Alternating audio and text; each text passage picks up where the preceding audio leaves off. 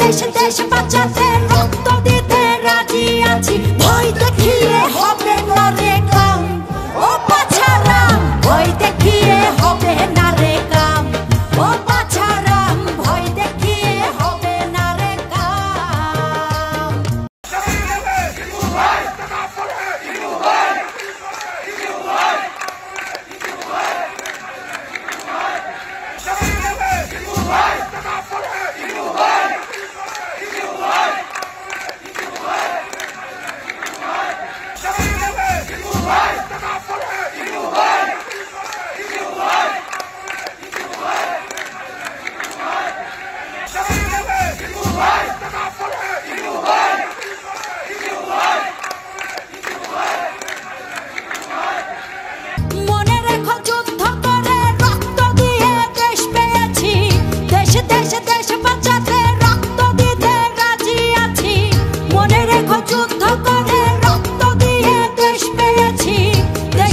দেশে বাঁচাতে রক্ত দিতে রাজি আছি ভয় দেখিয়ে হবে না রে কাম ও পাছারাম ভয় দেখিয়ে হবে না রে কাম ও পাছারাম ভয় দেখিয়ে হবে না রে কাম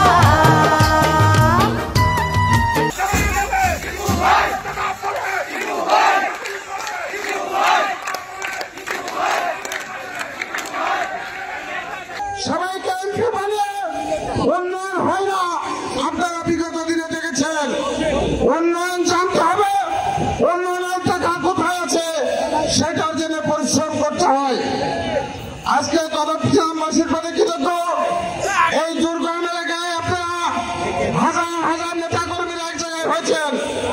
বেগম খালেদা জিয়া তারেক রহমানের ফেরি নিয়ে আমরা আপনাদের কাছে যাচ্ছি। আপনাদের মানুষের দ্বারে দাঁড়িয়ে যাচ্ছে। আমাদের নেতা তারেক রহমান বলেছে আমরা মানুষের ভালোবাসা দিতে চাই, ভালোবাসা অর্জন করে মানুষের সমর্থন নিয়ে আগামী দিনে আমরা রাষ্ট্র ক্ষমতায় গিয়ে মানুষের কল্যাণে কাজ করতে চাই। লালপুর বাগাতিপাড়ার মানুষ খালেদা জিয়া তারেক রহমানের সেই কথা রেখে আমরা খালেদা জিয়া তারেক রহমানের সেই ঝুড়ি নিয়ে আপনাদের দ্বারে দ্বারে ভিক্ষা করছে। খালেদা জিয়া তারেক রহমানকে আগামী দিনে একটা করে সমর্থন দিবেন। আমরা তারেক রহমান খালেদা জিয়া বিগত দিনে উন্নয়ন করেছে।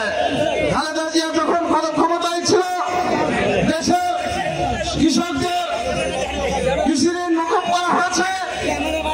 আর বেগম খালেদা জিয়া ক্ষমতায় যখন ছিল নারীদের অবৈতনিক শিক্ষা ব্যবস্থা করেছে, বয়স্ক ভাতা, বিধবা ভাতা সকল কিছু চালু করেছে, মুক্তিযোদ্ধা ভাতা।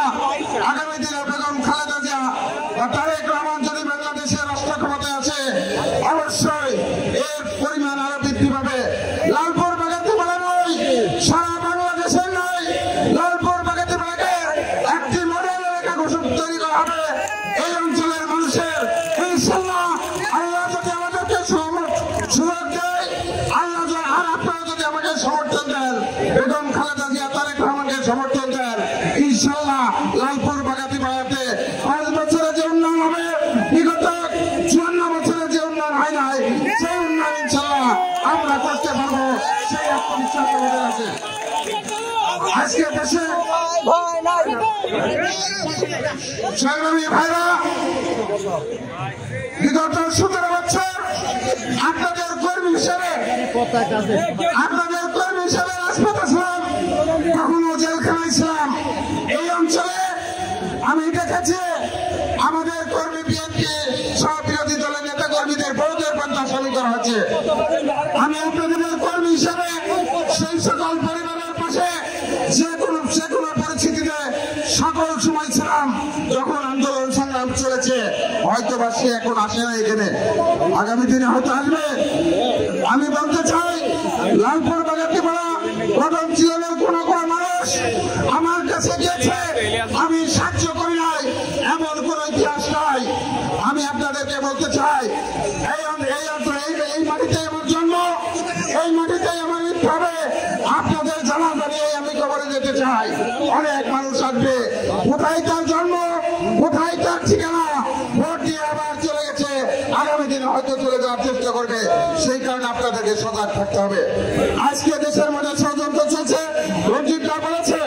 17 বছর ভোটারবিহীন সরকার ক্ষমতায় থেকে মামলা হামলা দিয়ে নির্যাতন খুন করে রাষ্ট্র ক্ষমতায় থেকেছে। এখন আবার নতুন করে ষড়যন্ত্র চলছে, কখনো সচিবালয় আগুন দিচ্ছে, কখনো বিভিন্ন আলটিমেটাম দিচ্ছে। শেখ হাসিনার প্রেতাত্মারা বাংলাদেশের মধ্যে কিন্তু ষড়যন্ত্র অব্যাহত রেখেছে। আমি বলতে চাই, বাংলাদেশের ছাত্র জনতা, আমরা রাজনৈতিক নেতা সেদিনকে আন্দোলন সংগ্রামে আমিও আপনাদের কর্মী হিসাবে রাজপথে, ঢাকার রাজপথে ছিলাম। সেদিনকে ভয় পাই না রক্তচক্ষুকে, ভয় পাই না বুলেট বোমাকে। আগামী দিনেও ইনশাআল্লাহ তারেক রহমান এবং খালেদা জিয়ার নেতৃত্বে আমরা এই দেশের বিরুদ্ধে যত ষড়যন্ত্র হবে, ভারত করুক আর যারাই করুক আর শেখ হাসিনাই করুক, কোন ষড়যন্ত্র কাজ হবে না। ষড়যন্ত্র মোকাবেলা করার জন্য এবং খালেদা জিয়ার সৈনিক, তারেক রহমানের সৈনিক রাজপথে থাকার জন্য